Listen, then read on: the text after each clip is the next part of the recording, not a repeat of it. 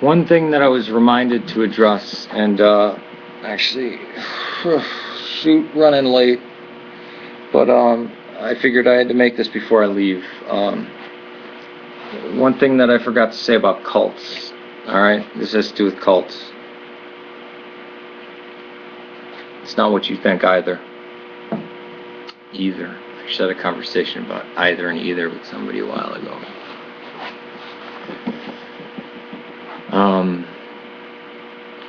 Does the Army use behavior modification?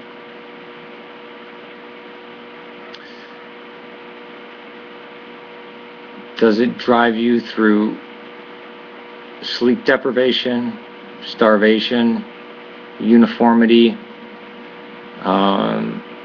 destruction of individuality, and reforming you as a cohesive unit of us and them? Does the military do this? Yes. They use some of these tactics. They don't use all of them, but they do use these tactics. And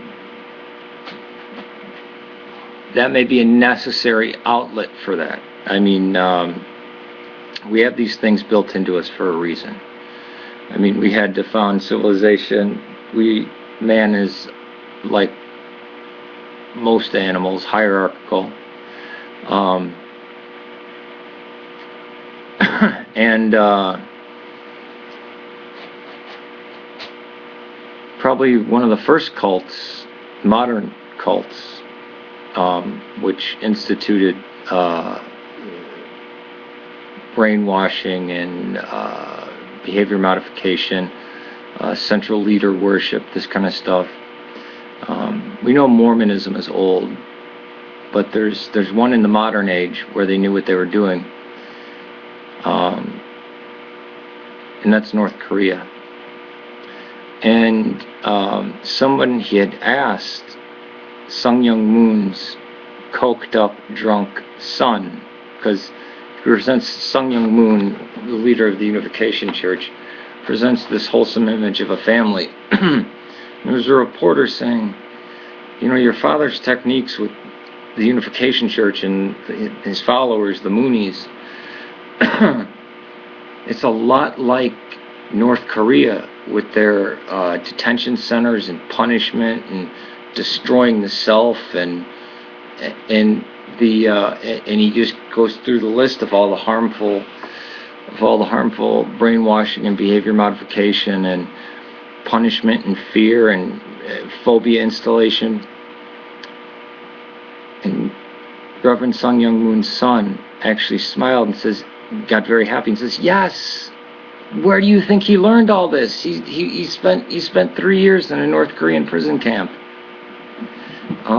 The one thing that we find about cult leaders is usually they're victims of cults themselves. Vernon Howell, who transformed himself into David Koresh, was a member of a cult. L. Ron Hubbard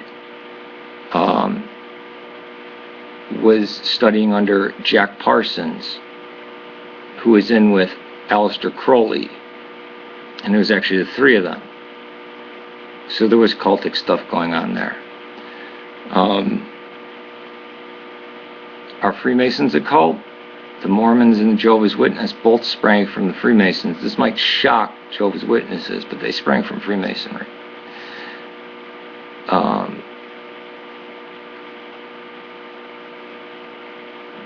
Jehovah's Witness, well, Charles Taze Russell was a Freemason, but he also sprung from Nelson Barber, who was an Adventist, who had this sell everything, you know, you have to get rid of everything and just follow.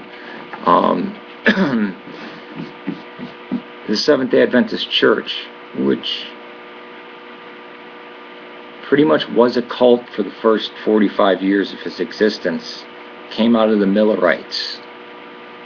Now, some cults wind up going off and becoming benign because Seventh-day Adventists still viewed themselves as Protestants and wanted to stay in communion, so they dropped Ellen G. White's denial of the deity of Christ and denial of the Trinity, and they moved back in, but they still it's her works, it's her works. It's almost like L. Ron Hubbard with Dianetics, her works, and she's a prophet, and this and that. Well, if someone gives a prophecy and it doesn't come true, you're never to listen to them again. You're not allowed to follow them. If somebody has 50 prophecies and they all come true, but they speak heresy, and they say something that's not been taught or believed before, that's a right teaching, not heresy. They speak heresy, they're a false prophet also. You can find this in Deuteronomy.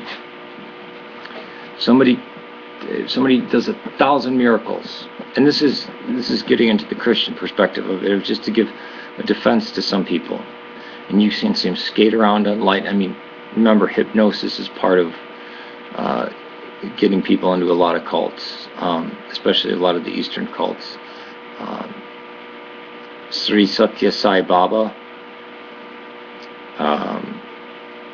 Zen Master Rama, even though he was called the yuppie guru, he's a white guy with the big blonde fro, and who's Oshi, who is like second in charge. The female Indian woman was like stockpiling AK-47s up in Oregon. And L. Ron Hubbard used hypnotism too. Auditing is a form of hypnotism. It's a form of hypnosis. But I'm aware, how can I be being hypnotized? Because it's gradual and it implants things. And you can implant memories. I never knew I was abducted by an alien until I went into, hypnotic regression. Because things can be implanted. That's why it's very dangerous to do things like that. And when you're constantly asking somebody for a previous event, you already implant the idea that there was a previous event, even if it's before their birth. And this is how people can get vivid past life experiences and stuff like that, and see it just as real as I'm seeing something right now. Because think of something like, is it DMT? Stuff that you take where, and I could be standing here, there's a huge mountain range right here. I don't see this metal door. It's just, huge mountain range, and I'm on top of Everest, and there's dolphins flying through the air, and there's a huge wheat field right there, instead of just tools and toolboxes and jumper cables and, parts of motors and,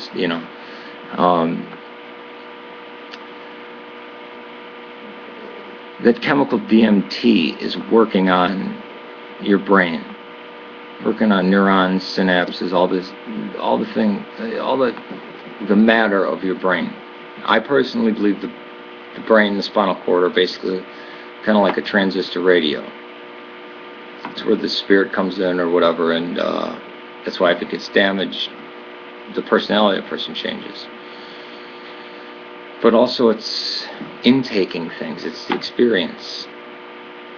So there's already chemicals in your brain that can do that, it's just accessing them. DMT accesses them. But you can do it with hypnotherapy, very dangerous stuff. I'm talking about hypnotherapy like a good certified psychologist or psychiatrist would do it. Psychiatrists mostly do it, but psychologist or therapist. Remember, the greatest enemy of Scientology is psychiatry and psychology and all the study of the mind, because there is no mind. We're just the thetan.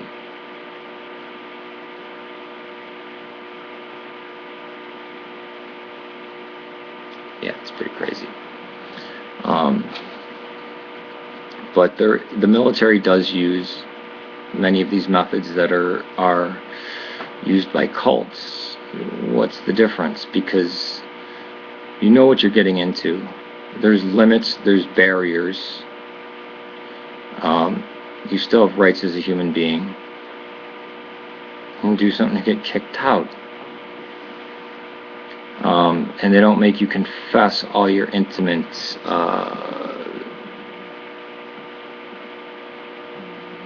sins, crimes, passions, desires, fears, which is one of the trademarks of the cults.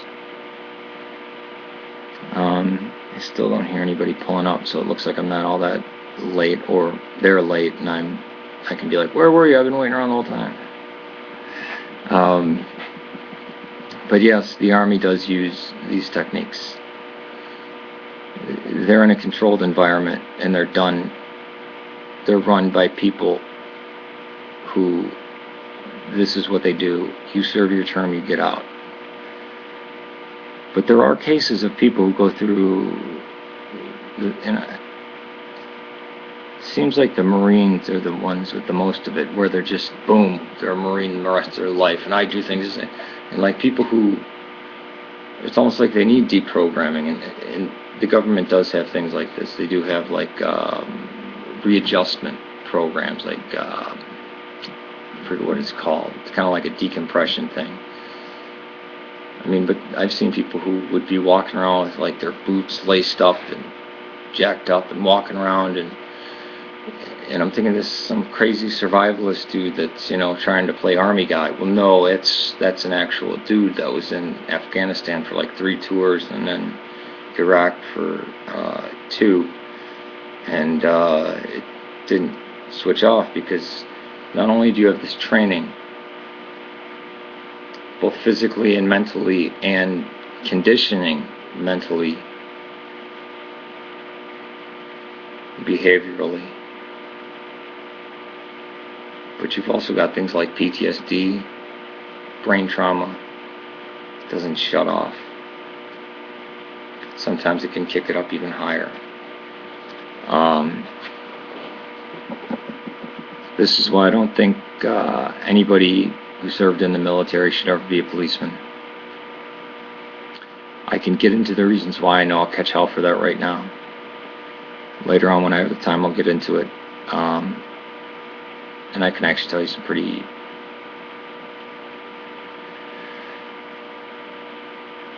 brutal stories that might make some of you angry, might make many of you sad, and might think, what the hell is going on out there?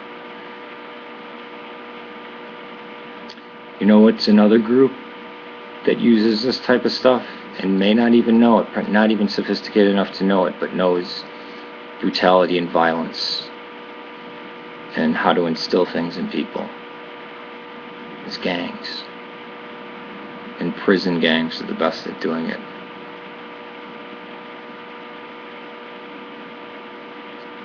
People going to the electric chair, the gas chamber, and now it's just lethal injection for things where they can say, no, the other guy did it, but they'd rather die for their, I would say brand, but that would single out something. I don't mean brand. I didn't mean to say that. Actually, I didn't say that. I said brand as in oat bran. Shoot, I slipped up. But they're set, their nation, their gang. They'll actually die for that. Willingly die, not like I'm going to take a bullet, but go to lethal injection instead of saying, you know what, actually it was the other guy.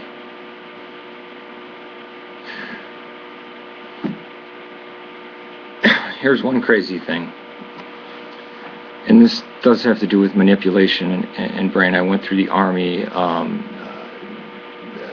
gangs, the prison camps of North Korea. Here's another thing. What is a snitch? Does anybody out there know what a snitch is? Some guy beats the shit out of you, steals your shoes, takes all your money, and you go to the cops. Are you a snitch? Yes. Anywhere in the Chicagoland area, you're considered a snitch. It's not just betraying somebody, it's going to the cops ever for any problem.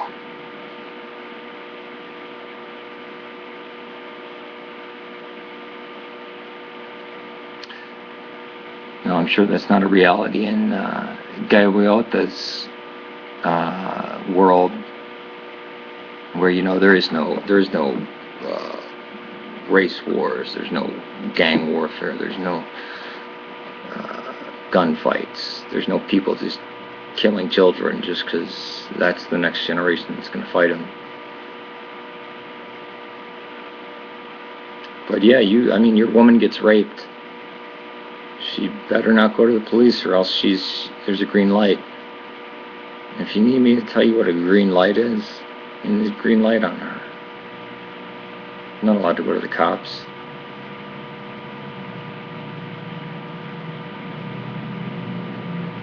Does that make everything safer, a lot more dangerous? It's a hell of a lot more dangerous. But what does it do? Puts more control over you, because now you only have one group to go to. You either hurt yourself, or you have one group to go to, and then you have to do for them, because then you owe them.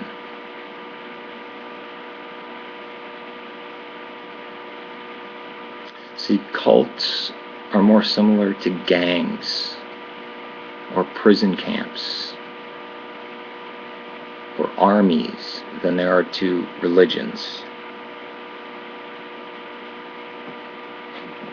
And this is the thing that I think was missed. There was talk, Bob James and Cardinal Virtues, they were talking over each other's heads. And again, I really respect Cardinal Virtues, and Cardinal Virtues, if you're watching this, I love your videos, love your channel. But you need to get educated as what exactly a cult is. Like I said, you can look up molest or molestation in a dictionary, and I'm sure there's a dictionary that says it means being bothered, which is what it means. There was a certain point when that broke off, and I'm sure that the dictionary still at the time said molestation or molest just means to bother or irritate.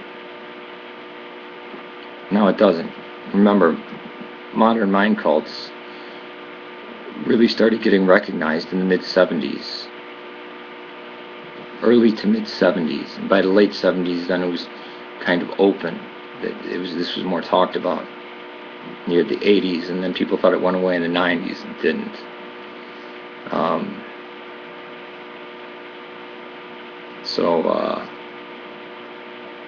Yeah. All religions are cults, and all cults are religions. Bob James was right. The way you're using it would be, it's not to actually know what the clinical definition of cult is, or the psychological definition of it, or the sociological definition of it is, or the psychological definition of it is. And what makes a cult is the behavior, not a strange belief system. I can believe I'm from Mars, and that, there's that 8-inch piece of pipe is talking to me, and it's God. That may be my right here to believe that. That's not a cult. And there could be 5 other people that believe that's God too. Still would not be classified as, it would be weird. And in the very old sense of worship or devotion, would be the cult of the 8-inch piece of pipe. But it wouldn't fit the, I guess you'd call it, the structural function, as the paradigm of what a cult actually is, of what when people say cult is as compared to religion. Cult in the English language is a negative connotation, and got that way for a reason. The interesting question would be to ask, was Jesus a cult leader, and were the first followers of Jesus part of a cult? If anybody wants me to make that video, but be warned, don't ask a question unless you want to know what the answer is. You may not like what you find. Peace to you. May God save Serbia and Syria. Please pray for all those who have had loved ones pass away recently, those who have gone through surgery, who are going to be going through surgery, those who are dying, those who have just passed away, and all those persecuted across the world, especially in the Middle East right now. Peace to you, and may God save Serbia. They're probably waiting outside right now. They probably didn't even beep the horn. I thought you were out here. Starvation, uniformity, destruction of individuality, and reforming you as a cohesive unit of us and them. Does the military do this? Yes. They use some of these tactics. They don't use all of them, but they do use these tactics. One thing that I was reminded to address, and actually, shoot, running late, but I figured I had to make this before I leave. One thing that I forgot to say about cults, alright, this has to do with cults. It's not what you think either. And that may be a necessary outlet for that. I mean, we have these things built into us for a reason. I mean, we had to found civilization. Man is, like most animals, hierarchical. And probably one of the first cults, modern cults, which instituted brainwashing and behavior modification, central leader worship, this kind of stuff. We know Mormonism is old, but I just had a conversation about either and either with somebody a while ago.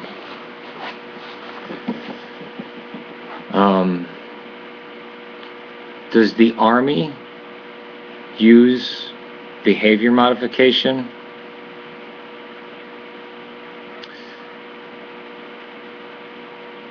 Does it drive you through sleep deprivation?